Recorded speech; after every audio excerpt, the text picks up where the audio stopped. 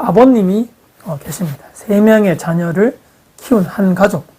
어머님과는 안타깝게도 10년 전에 협의 이혼, 재혼하지도 않으셨고 이 아버님이 홀로 자녀 이 3분을 키운 60대 가장입니다. 이 아버님과 3명의 자녀 다는 못 오고요. 한 분만 같이 해서 2분이 상담을 최근에 하러 오셨습니다. 당연히 부동산 투자에 주도적이었던 분, 바로 이 따님, 그러니까 30대 미혼 직장인 분입니다. 본인이 첫째이고 둘째, 셋째가 둘 다 이제 밑으로는 남동생들입니다. 모두 다 다행히 직장인이고 자녀분들도 얘기 들어보니까 좋은 직장 다니시고 잘 키우셨더라고요. 다들 스스로 경제활동 요즘에 어려운데 하고 있으니까 얼마나 다행입니까? 모두 다 근데 다 다른 지방에 이렇게 취업을 해서 각자 다 따로 살고 있더라.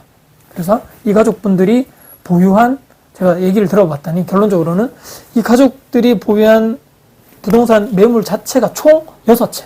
와, 당연히 들어보니까 이렇게 명의 분산해서 직장인이니까 이제 다 명의가 분산될 수 있죠. 당연히 취득세 중과 때문에 한 명이 몰아서 취득세 엄청나게 중과가 되기 때문에 다 이렇게 명의를, 아버님 명의는 들어보니까 2채, 첫째 따님은 이분도 2채, 나머지가 각각 한 채에서 1, 2, 3, 4, 5, 6, 6채 되는 거죠. 부동산 종목도 대부분이 다 아파트였지만 빌라, 그리고 하나는 원룸형 오피스텔, 작은 오피스텔이죠.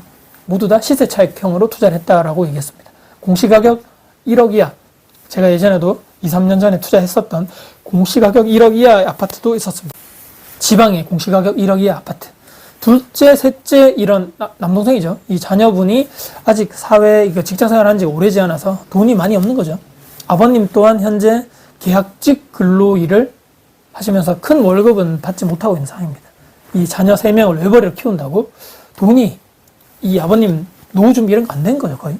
정말 본인이 사지도 않고 먹지도 않고 입지도 않으면서 조금씩 적금 들면서 모은 돈을 첫째 따님과 아버님 이 2분을 중심으로 해서 이렇게, 야, 우리 가족 살다가 진짜 가난하게 늙어 죽겠다, 가난을 벗어나지 못하겠다는 하시면서 부동산 투자만이 살 길이다, 열심히 강의도 이 따님 주도에 많이 듣고 지방 임장도 다니면서 투자할 수 있는 매물 종류를 막 이렇게 추천받아가지고 그 당시에 유행했던 거를 막 매수를 하게 되는 거죠.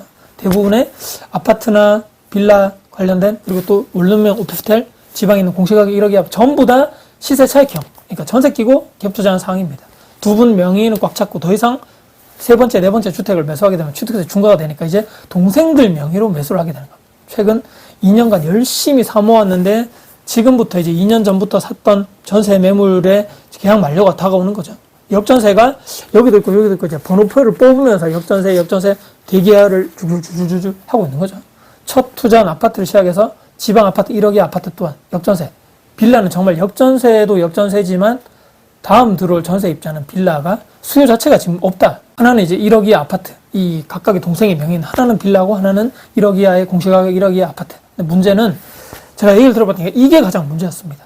이 남동생 2명은 이 전혀 부동산에 대해서 관심이 없는, 그러니까 처음 매수 계약을 하러 갈 때 그때 그 지역에 가서 같이 가가지고 동생 그 각각 명의자들을 데리고 가서 그때만 처음 갔고 그 뒤부터는 전혀 관심도 없는 거죠.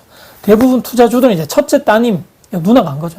투자 매물이 점진적으로 상승을 하거나 이제 전세가가 좀 올라줬더라면 이런 가족 간의 갈등이나 비극이 없었겠지만, 이 본인이 근데 또 들어보니까 저도 그렇겠지만 절대로 나쁜 의도로 내가 이걸 내 동생들을 위해 가지고 역전세를 시키고 뭐 이렇게 하지는 않았겠죠. 정말 이런 선의의 의도로 이 가난한 현실, 내가 열심히 투자해서 조금이라도 도움을 주겠다는 선한 마음으로 시작을 다 했을 겁니다. 근데 슬픈 결과가 나버리게 되는 거죠. 동생들 볼 몇 명도 없다라고 그러고. 역전세 자금을 그럼 어떻게 마련하실 예정인가요? 여쭤봤더니 불행 중 다행히도 명의가 다 다르다 그랬고, 각각의 동생들은 주택 한 채씩 가지고 있는 거죠. 다들 다행히 직장 근로자고. 이렇다 할 대출이라든지 마통이라든지 신용대출 받은 게 없으니까 다행히 역전세를 각각의 명의의 이 동생들이 대출받아서 메꾸고 이렇게 위기를 모면하면서 2년 뒤에 4년 뒤에 기회를 보고 다시 그때 가격이 회복하면 그때까지 존버하면서 있다가 그때 매도를 하든지 갈아타기 하든지 할 계획이라고 얘기를 했습니다. 아직 젊고 월급 받을 날이 몇십 년이 다 남아있는 거죠. 이제 첫 투자고 역전세 자금 또한 이렇게 마련할 수 있는 직장 근로자이면 정말 다행이지만, 저는 투자 물건들이 아까도 쭉 얘기 들으셨으면 좀 한숨이 나오실 겁니다.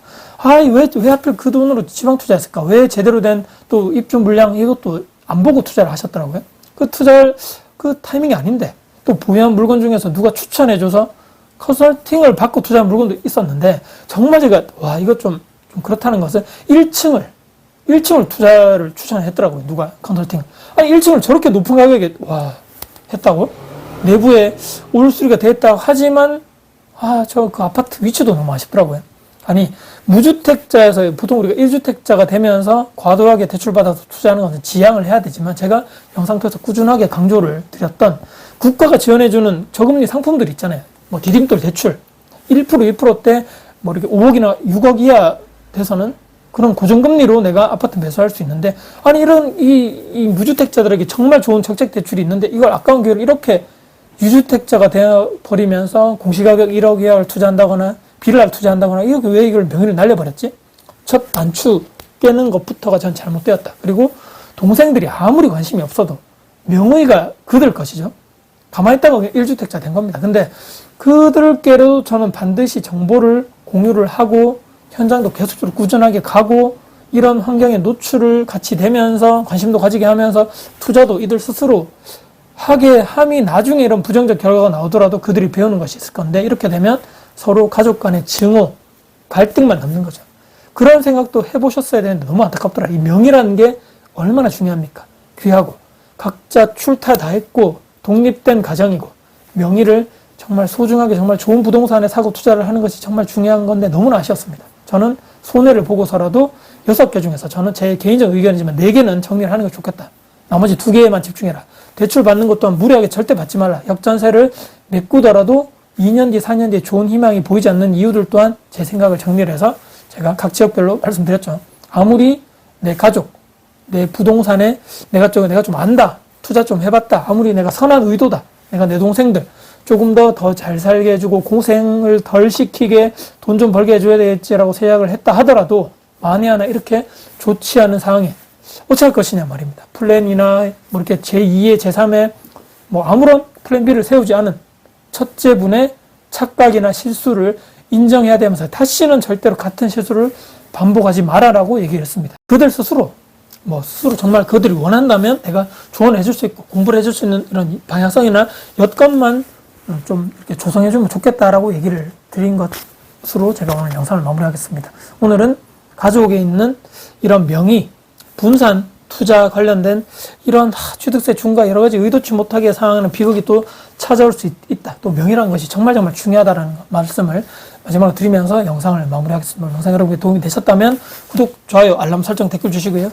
주변 분들께 공유될 가치가 있다고 생각하시는 맨날 공유 부탁드리겠습니다. 여러분들 진심으로 응원했습니다. 화이팅입니다.